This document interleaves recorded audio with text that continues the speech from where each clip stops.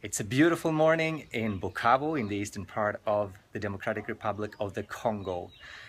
And during my stay here, I am so glad and privileged to be serving side by side with a very humble and experienced man by the name of Nils Arne Kastberg. Nils Arne, what is your background? Well, I worked many years for the Ministry for Foreign Affairs in Sweden, as well as the UN High Commissioner for Refugees and UNICEF, but also sat in the board of many UN agencies. And at the moment, I'm engaged in the whole issue of how we can help create bridges between the international community and local churches, because many of the church leaders are not familiar with human rights issues. They are, of course, great advocates for the protection of life and so on, but they might not be aware of the international language around it, and therefore have difficulties in the dialogue with the international community. At the same time, the international community has been a little bit too suspicious, particularly the UN, in maintaining a dialogue with churches, but in many of the areas where we really have great humanitarian needs, great development needs, the churches play a very important role, and they form an important segment of civil society, and therefore we need to create bridges.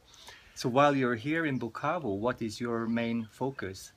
Well, I had a workshop around precisely the biblical background of human rights and protection of civilians, but also on the importance of recognizing that there are a number of crimes against humanity that the international community now recognizes, such as recruiting child soldiers, denial of humanitarian aid, attacks against schools or hospitals, kidnapping of children, sexual abuse. All of those are nowadays considered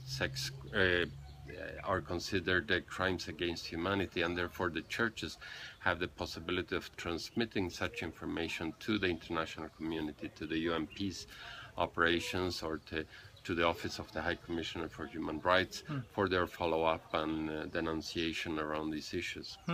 Wow.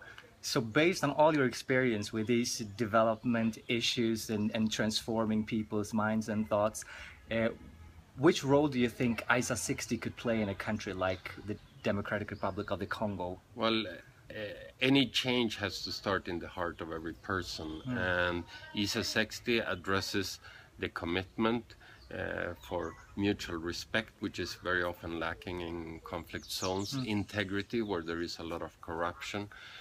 When we have a lot of vengeance, we need to talk about grace and mercy with each other, and obviously love is the opposite to what we see in so many places. So Agir tries to work on putting into action personal change towards improved relationship one with another, and that's fundamental in any conflict zone.